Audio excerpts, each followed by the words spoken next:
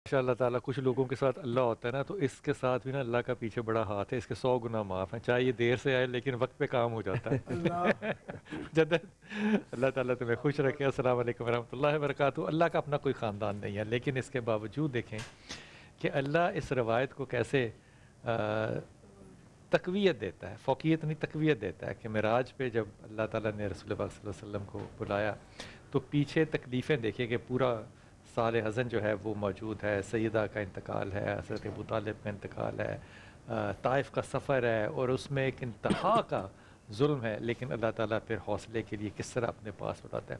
میں یہ تو نہیں کہہ سکتا کہ اللہ اپنے خاندان کو لک آفٹر کرتا ہے، لیکن اللہ تعالیٰ پیغام ضرور دیتا ہے. جو اللہ تعالیٰ کی خاطر اس دنیا میں امن قائم کرتے ہیں، اللہ تعالیٰ آسمان پہ ان کا ذکر فرشتوں کے ذریعے جو ہے وہ قائم کرتا ہے. خاندانی روایت جو ہیں وہ ہمارے ہاں بڑی اہم ہیں اور تھیں بھی. ایک بڑے پرانے ہمارے ایران سے تعلق رکھنے والے تھے، آج کل وہ واشنگٹن ڈی سی میں ہیں، حسین نصر. اس وقت ہم گورنمنٹ کالج میں پڑھتے تھے تو ہم ان کو لیکچرز کے لیے بلاتے تھے. دو باتیں مجھے ان کی ہمیشہ میں کوٹ بھی کرتا ہوں، مجھے یاد بھی رہتی ہیں. شاہ صاحب السلام علیکم. علیکم پہلے میں تعارف السلام کروا دوں ورحمۃ مہمانوں کا.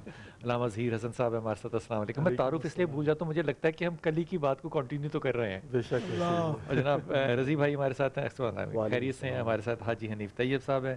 شاہ رخ صاحب ہمارے ساتھ تشریف لائے. شاہ رخ قادری صاحب السلام علیکم. ہمارے ساتھ آصف خان سرحدی ہیں اور سارے مرنی بھائی ہیں، السلام علیکم. تو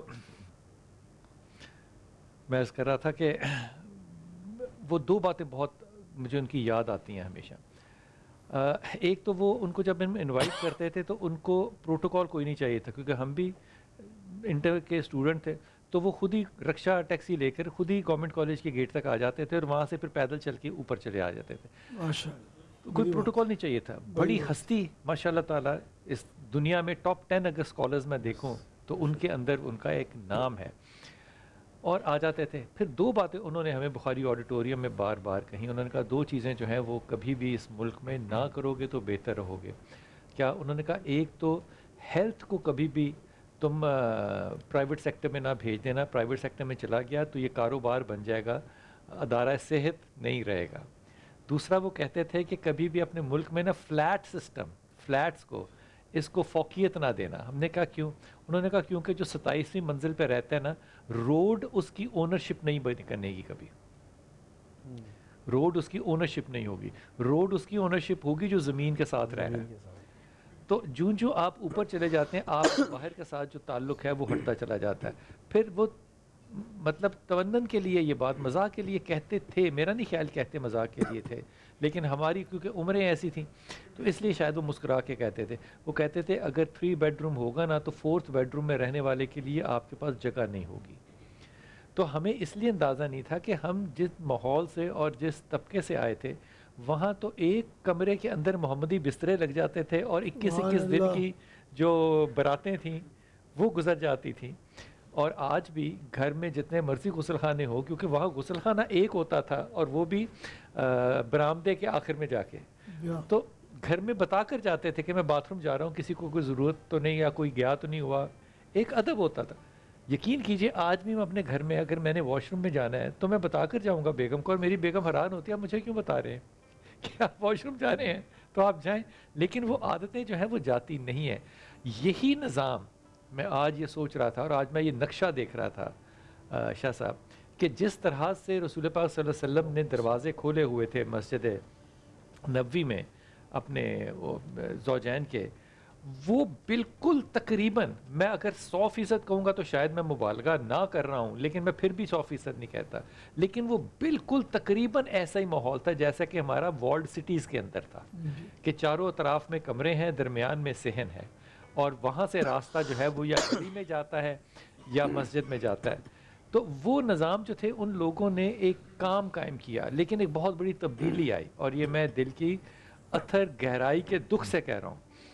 لوہاری ایک جگہ ہے لاہور میں، لوہاری کے اندر کھانے کے علاوہ ایک بہت اچھی جو جگہ ہے وہ علامہ اقبال کا 3-3.5 مرلے کا ایک مکان ہے، جہاں پہ اقبال نے اپنی الڑ جوانی میں بیٹھ کے پروفیسر وائٹ ہیڈ کو یورپ میں جواب دیا انگریزی میں، اس کی طرح کی انگریزی لکھ کے ریکنسٹرکشن آف ریلیجس تھاٹ میں.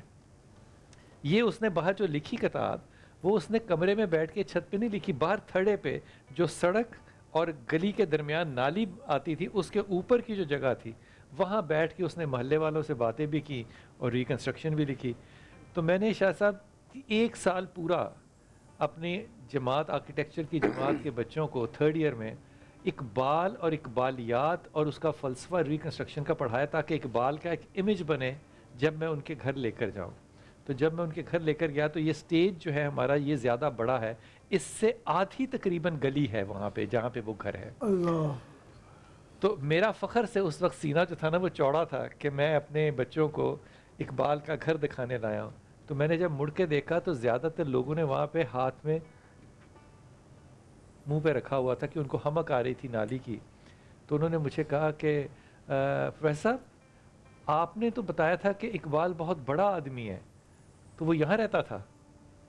میں نے اس وقت سے آج تک اقبال کبھی اپنی کلاس کو نہیں پڑھایا. میں اتنی ذلت میں نے محسوس کی کہ اگر اقبال کو DHA فیز 5 میں ہی پیدا ہونا تھا تو پھر نبیوں کو جو ہے ان کو بھی آیا اور اپنے ماؤں کو نہیں چھوڑنا چاہیے تھا.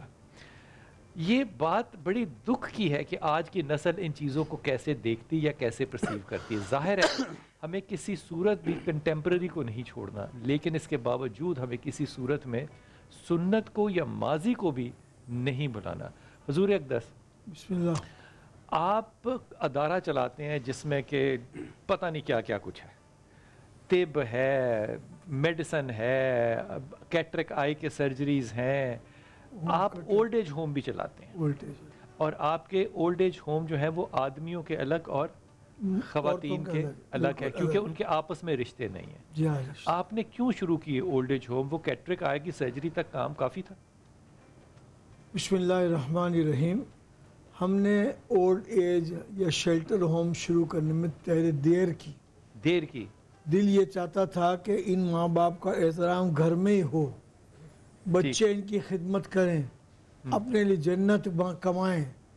1 2 3 جو ممبر پہ آمین آمین آمین حضور نے فرمایا, اس میں ایک آمین تو یہی ہے نا کہ ماں باپ یا ان دونوں میں سے کوئی ایک بزرگی کی صورت مل جائے اور اس کی خدمت کر کے جنت نہ کما لے, وہ تباہ ہو برباد ہو گیا. وہ ہم نے کچھ دیر کی, لوگوں کو گھر تک رسائی دی کہ یہاں گھر میں رہو تو زیادہ اچھا ہے. اطراف کی مسجدوں سے تقریریں بھی بہت کرائیں, لیکن جب یہ محسوس ہوا کہ یہ لوگ تو نہیں سن رہے, اور یہ بیچارے باپ اور ماں اور باپ 6 بچے 8 بچے پیدا کرتے تھے اس زمانے میں, ان کو تعلیم تعلم سب کرتے تھے اور ان کو نوکریاں وغیرہ دلا دیتے تھے, شادیاں وغیرہ کرا دیتے تھے. اب وہ 8 بچے اور 6 بچے ایک ماں اور ایک باپ کو نہیں پال سکتے. اچھا, یہ حادثہ جو ہے یہ شادی سے پہلے آتا ہے یا شادی کے بعد آتا ہے؟ یہ شادی کے بعد عموماً آتا ہے, عموماً شادی کے بعد آتا ہے, اور ظاہر ریزنز تو انڈرسٹوڈ ہیں. آپ کے پاس اس وقت کتنی خواتین ہیں اور کس ادارے میں, اور کتنے مرد اور کس ادارے میں؟ خواتین کا ہمارا جو گوشہ ہے اس کا نام رکھا ہے گوشہ خاتون جنت, تاکہ ذہن میں جو ہے نا وہ ایک پاکیزگی کا نور کا ایک تصور پیدا. اور جو وہ لوز کر رہی ہے اولاد وہ بھی ان کو سمجھ میں آئے کہ جنت کدھر ہے, جنت کدھر. اور دوسرے نمبر پر جو مردوں کا ہے اس کا نام بھی اسی نسبت سے حضرت گوشہ سیدنا امیر حمزہ رضی اللہ عنہ. کیا مرد کا نام رکھا ہے, کیا مرد کا نام رکھا ہے, واہ واہ واہ واہ واہ. تو اب وہ ان کا رہنا کھانا پینا, دوا دارو, بستر روز پلنگ کا تبدیل, چادر کی تبدیلی, اور ایک مستقل ڈاکٹر ان کے ہاں بھی اور ان کے ہاں بھی لیڈی ڈاکٹر موجود رہتے ہیں, کیونکہ ایج 60 65 70 75. ان کی سب سے بڑی ضرورت کیا ہوتی ہے؟ اصل تو وہ کبھی کبھی رو کر بیان کرتے ہیں, کبھی سارم بھائی بھی بتائیں گے, کبھی انٹرویو لینے کے لیے کوئی بندہ آ جاتا ہے, بچے یاد آتے ہیں, وہ رو دیتے ہیں.